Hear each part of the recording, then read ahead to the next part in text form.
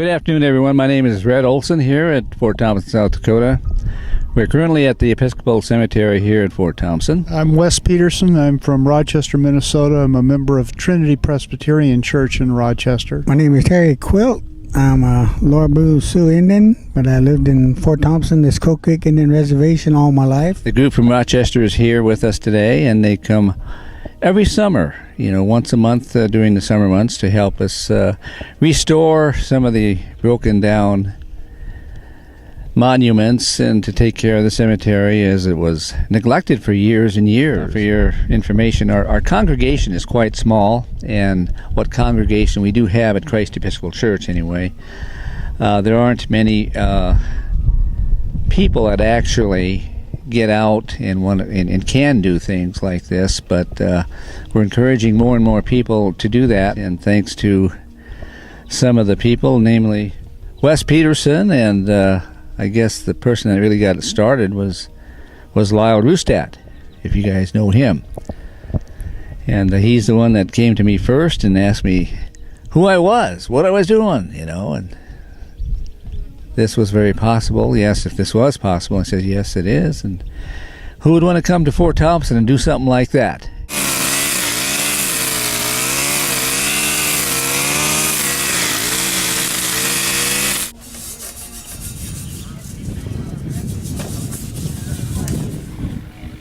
Okay, Terry, if it doesn't work, it's all on you now.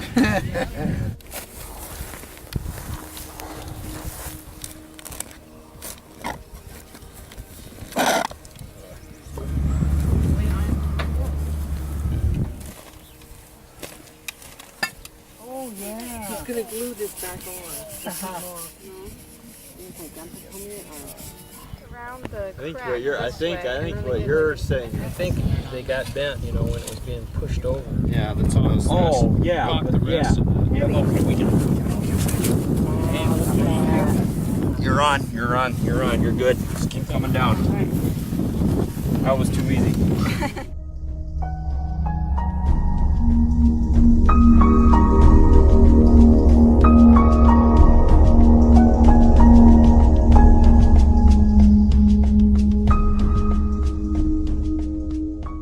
We came out here the first time to actually work in the cemeteries 4 years ago, and 5 years ago we came out to just see what the situation was here, and a number of folks here walked us through the cemeteries, met with us. They walked us through the cemeteries twice, once in July and another time in February when it was minus 30 wind chill, I recall. And then we've been coming out, like I said, for 4 years, and we've been mowing the cemeteries. Some of the elders, actually, when we first met with them, they wanted us to repair the monuments and reset the monuments. And we thought, well, that's something a small church could do.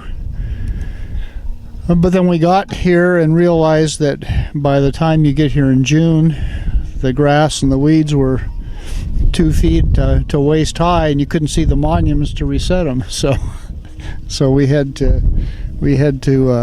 get the places mowed so we could find the monuments. Our God, sing with me, how great is our God, and all will see how great is our God.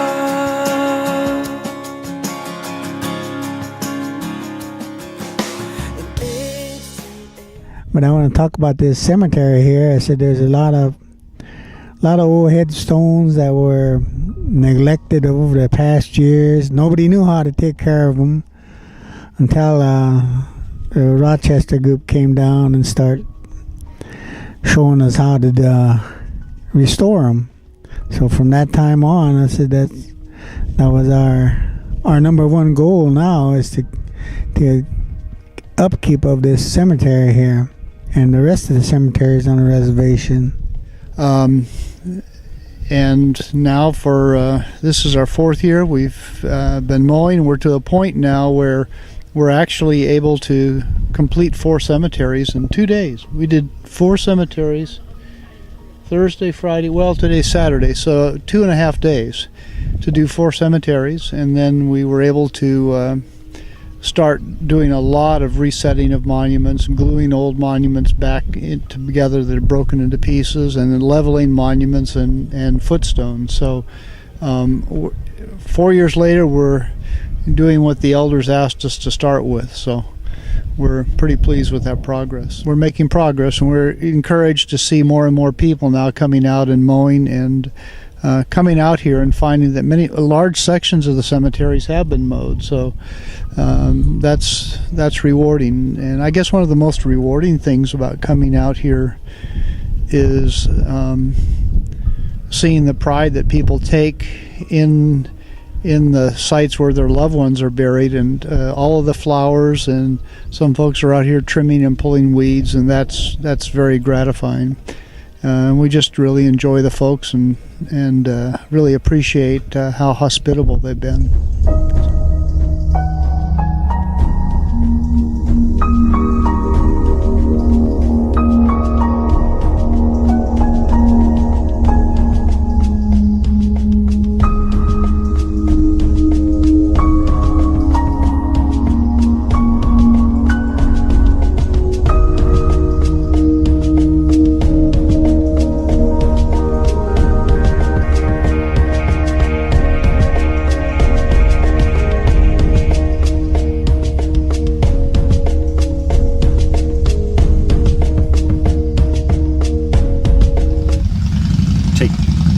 Great pride in who we are as a people. You know, we were almost annihilated.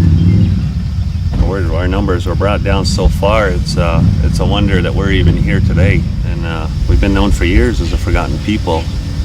But because of people like Lyle here in the Diversity Foundation, other entities that are not from here, you know, where people are starting to find out who we are, where we come from, and what we've been through.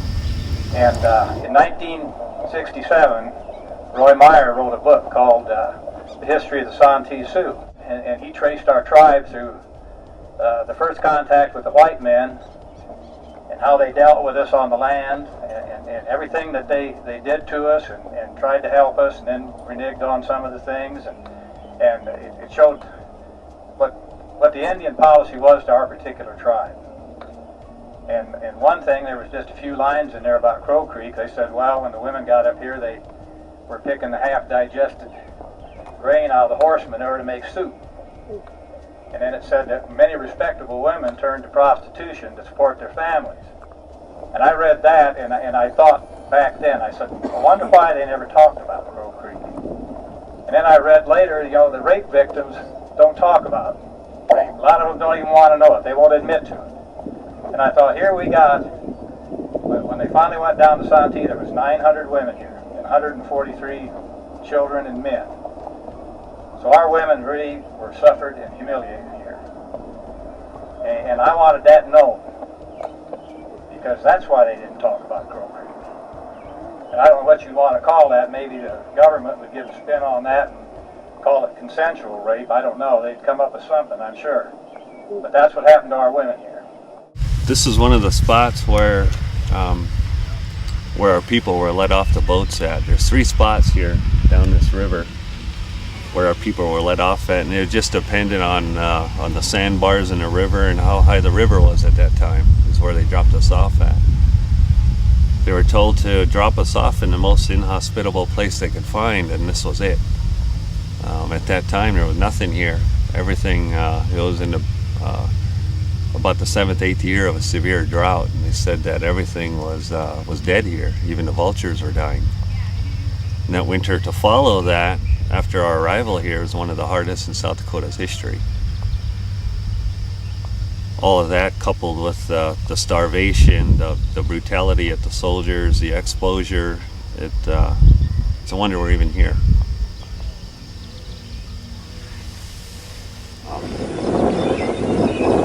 The army wouldn't let them out to hunt, to gather food. So you got to stay right here in this barricade, this prisoner of war camp. And they said, soon there's going to be a barge coming up the river. It's got fresh beef on it, food and tack, you know, whatever they ate back then, but it never came. And grandmother talked about boiling saddles, boiling their moccasins, their leather belts, eating it. You know, and then they ate the bark off the trees down there. They also said, one journal entry said on a daily basis, 15 to 20 children were buried that died of starvation, disease, brutality from the soldiers. You know, our people here are, we suffer from something. It's called Ioki Shicha, is what we suffer from here. What it is, it's a deep embedded depression. When our people first got here, I read a lot of journals of the soldiers that were here, the missionaries that come to save us, and you know, all these people that accompanied our people, and they all kept journals and stuff. And they all talk about when our people first came here, they said that almost every day they buried about 20 kids that starved to death right here in this area, and they're buried in these hills back here behind us, these bluffs overlooking the river. Our people weren't allowed to leave to hunt and gather what we needed for our family. The army kept saying, you can't leave, you can't leave. You have to stay here, just wait. A boat full of fresh meat is coming. I'll tell you a story. When months after our people were here and we weren't allowed to leave to hunt and gather, and our people were dying left and right every day, they were starving to death. My grandma even said that they ate the bark off the trees. They would go down to the river and they would gather mice beans, they call them, baby mice. They'd find them nests and they'd throw them in the soup. And they always put a rock in the soup. The boiling water would boil the minerals and stuff out of the rock, and that was, you know, that was sustenance. That was what kept a lot of those people alive. But this man, he was one of the leaders of this tribe, and he kept asking to go hunt, go hunt. They could smell the buffalo up there when the wind was blowing right. The buffalo were north of us about 30-40 miles, and our people could smell that. So they kept asking to go, and they said, no, there's a boat coming of fresh meat, supplies, everything you need on it. Well, months of this went by and nothing ever came. So this head man of the tribe, he took 3 warriors and they snuck out of camp and they tried to catch the buffalo on foot. They left with nothing, no guns, no nothing. And they were gonna try and, you know, bring a buffalo back. The buffalo had already started moving north by then, and they couldn't catch up, so they turned. They could have stayed out there. They could have left. They could have left all this behind, this torture, this starvation. But that wasn't our way. They came back, and on their way back, somehow they captured or killed 4 deer, and they drug them back down here and snuck back in through the soldiers. Come down to the river here, and they started butchering up the deer. And as you can probably figure, you know, it caused like a feeding frenzy. You know, everybody, fresh meat. Everybody just went down to the river where they were butchering these deer up, and them 4 warriors, they didn't take anything off them deer. They didn't eat that whole time. They left it for the people, and they went up the river by themselves. And the army saw what was there. There was a commotion down here, so they come down, see what was going on. They saw these 4 deer laying there, and they asked who did it. And of course nobody said anything, so first thing they did was they went up and they shot a grandmother in the face. And 4 warriors that brought them deer and heard them shots, they come running back and said, we were the ones that brought the deer. So the soldiers rounded them up and took them, and they imprisoned them in the prison. And but 2 days later, a boat did come up the river from the government, but it wasn't loaded with meat. It was loaded with new rifles and ammunition. Gatling guns, cannons, all this stuff. They took them 4 warriors, they tied them up out in the field there, and the whole army sighted in their new rifles on them 4 warriors. They said when it was over, it was just a pile of red stuff over there below the post.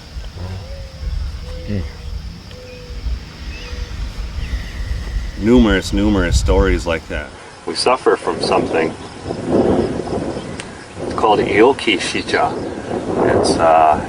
Today it's known as historic trauma. It's clinically diagnosed as the same thing soldiers suffer from when we return from war. You know, a lot of us are depressed. We don't know what it is. We don't know how to deal with it. We don't know where it comes from. You just get that real lonely, gut-wrenching feeling, and you don't know what to do about it.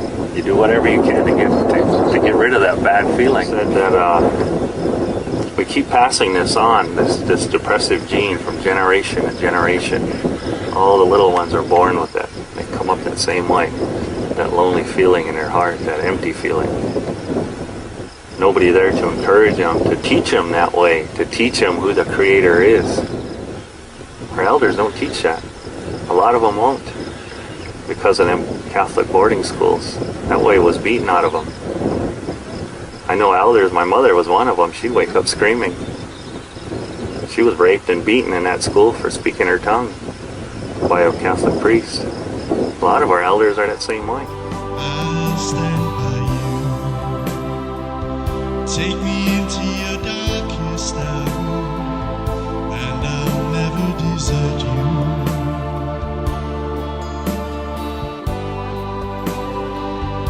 I'll stand by you.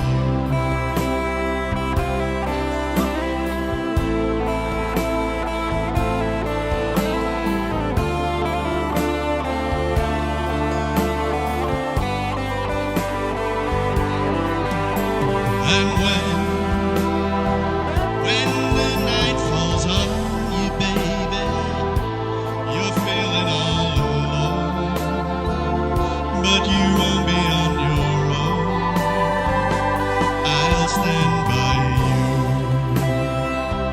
I'll stand by you. Won't let nobody hurt you.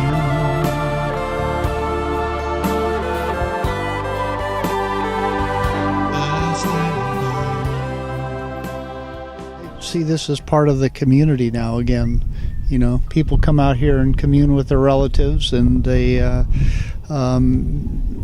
it's a place that's, I mean, it's strange to say, but I think people enjoy coming here. When we meet them out here when they're working on their graves, I think they actually enjoy it. And then the other thing I would say is just that